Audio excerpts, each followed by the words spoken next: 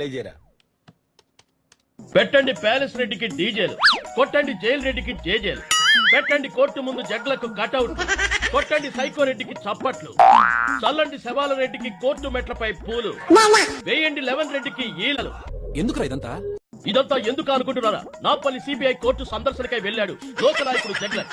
జగ్లక్ court ప్రాంగణంలో అడుగు పెట్టగానే ధర్మదేవత పులకించింది. అడుగడుగున హారతులు పూలదండలతో ధర్మరక్షకుడికి ఘన స్వాగతం చెప్పారు లాయర్. కోర్టు హాల్లో జగ్లక్ ను చూసి వినమ్రంగా నమస్కరించిన న్యాయమూర్తి, జగ్లక్ ను చూసేందుకు కళ్లకు గంతలు తీసేసిన న్యాయ దేవత.